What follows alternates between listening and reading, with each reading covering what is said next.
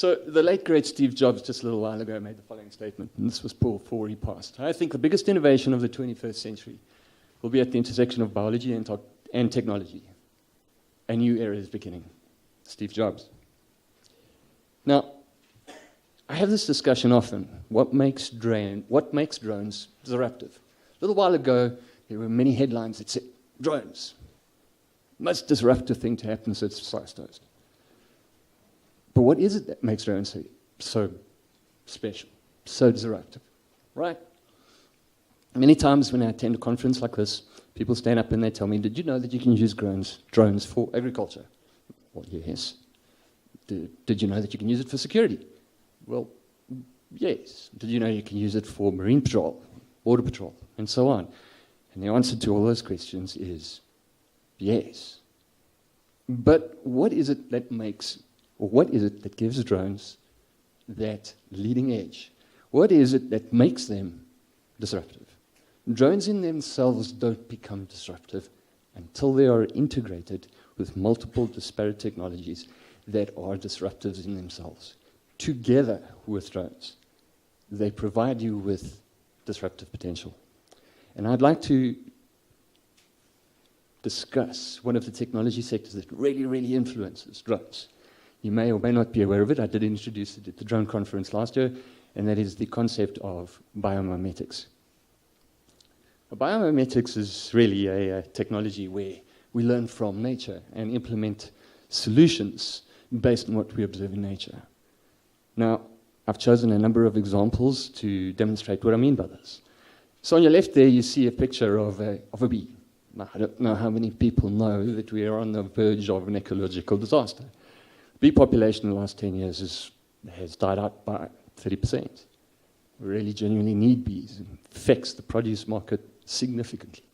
Major losses are being incurred. We need to find a way of helping bees or helping augmenting pollination of flowers and crops and the likes. So this problem was approached by a number of people in industry. And what you see over there is the result. Let me show you how multiple disparate disruptive technologies were combined to solve the solution. What you see over there is a printed circuit, a MEMS printed circuit, right?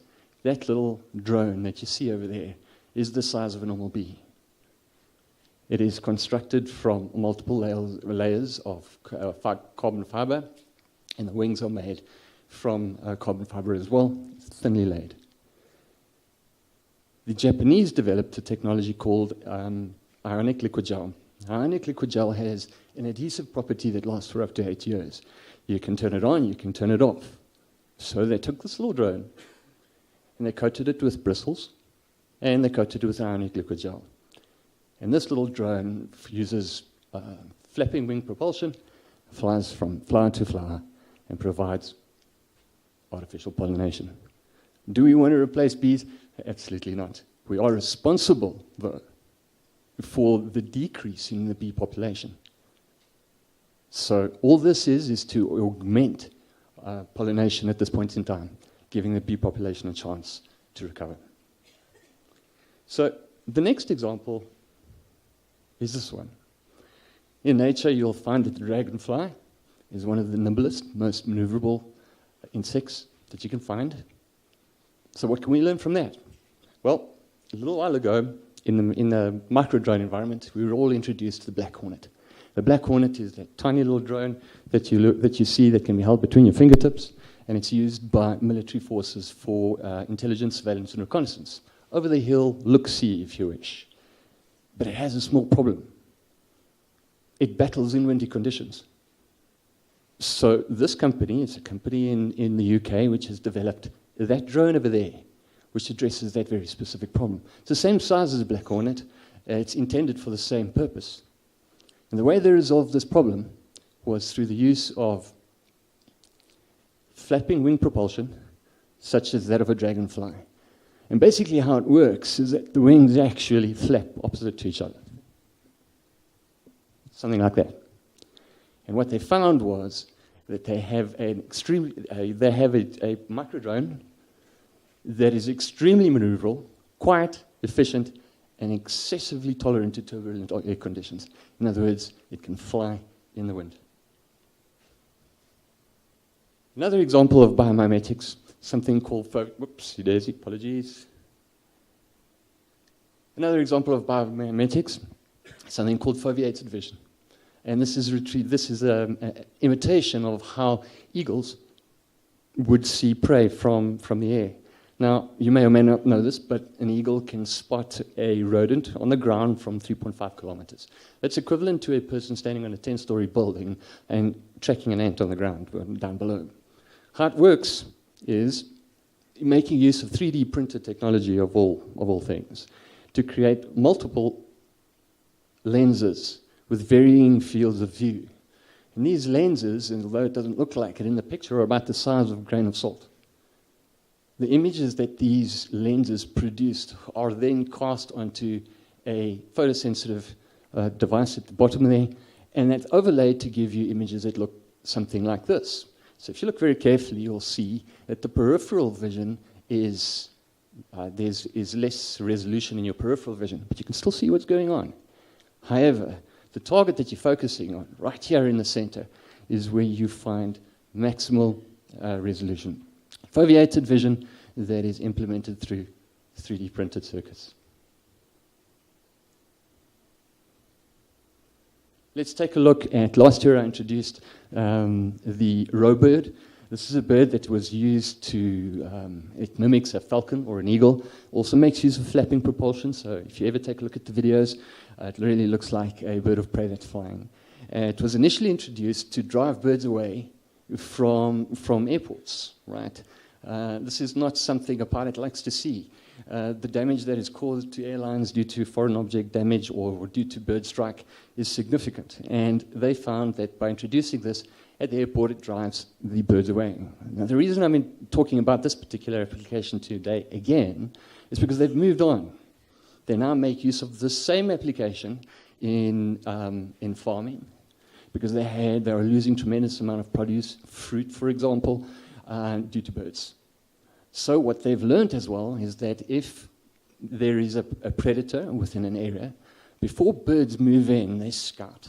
And if a predator lives in that area, they tend not to invade or to enter that area. So they've learned by flying these types of drones in citrus farms and the like, before the season starts, that it reduces bird population and it reduces damage to crops. Right, artificial intelligence. Now, I don't want to say too much about this, but artificial intelligence usually is associated with adaptive algorithms that take up a tremendous amount of time and tremendous amount of computing capabilities. So how is it that we find artificial intelligence in drones today? Well, it is through the integration of technologies from companies like NVIDIA. There are visual processing units, parallel processing units, with tremendous processing capabilities. And the way they bring artificial intelligence into drones is by integrating those adaptive algorithms onto processors like this. And this is about the size of your credit card. So take it out, you can have a look. You can see from the matching picture with the battery right next to it. That is how we get artificial intelligence into drones. But how is it used exactly? So let's take a quick look. Oh, and just by the way, many people talk about artificial intelligence as a different type of technology. But ultimately, it's still a form of biomimetics. One of the first applications that I'd like to speak about is GPS-denied navigation. Now, in this particular case, you can see a picture here of somebody standing on a trail in a forest. And in this particular test trial that was run, it's about 4.5 kilometer walk through a densely populated forest. And how they trained this artificial drone was they actually just showed it multiple videos that came from the internet. They showed it what a trail is, and they showed it what foliage was, and they taught it. As a result, you've got a drone that can navigate its way along a path. You can see the green over there indicates how it's calculated the path that it must follow using artificial intelligence algorithms. It really, really works. So it's able to navigate its way through a very cluttered environment without the use of a GPS. Artificial intelligence, dynamic sense and avoid. right? So everybody wants to fly long. Everybody wants to get involved with BV loss. So you want to fly far. Collision avoidance is something that is a major worry. And artificial intelligence in this particular case, making use of computer vision, artificial intelligence algorithms. And what this does is it is capable of detecting both static and dynamic objects in flight. Now think about what it does. It makes use of machine vision, first of all, to identify an object. Secondly, it makes use of artificial intelligence to calculate flight path. Thirdly, it calculates an interception point. And fourthly, it drives the drone out of its path. Right, here is another application, augmented flight endurance.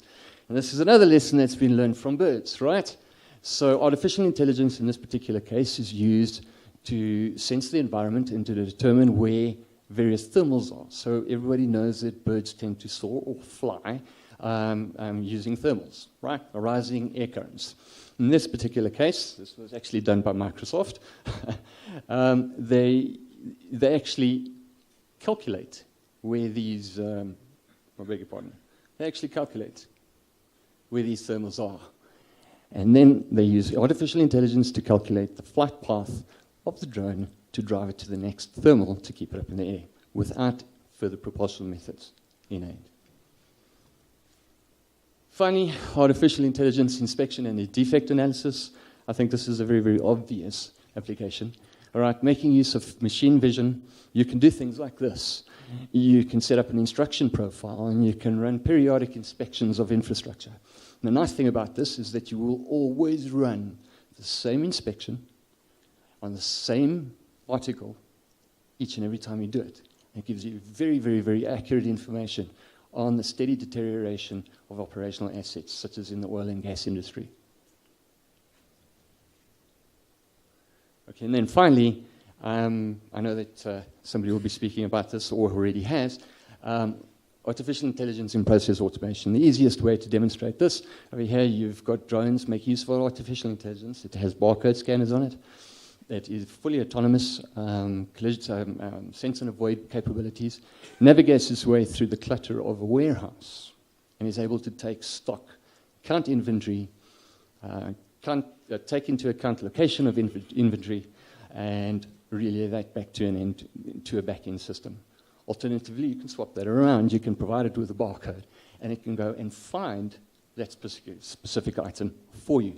If you're fortunate enough to have a warehouse that is roboticized as it is in China, you can even have a pick up and collect without human intervention taking place within a warehouse. Just this morning I introduced this at the Facilities Management Show, and the interest in this is quite bizarre. So finally, in closing, I'd like to just take a look at the following quote from what I believe is the epitome of American entrepreneurialism. You shouldn't do things differently just because they're different. They need to be better. Thank you very much, everybody.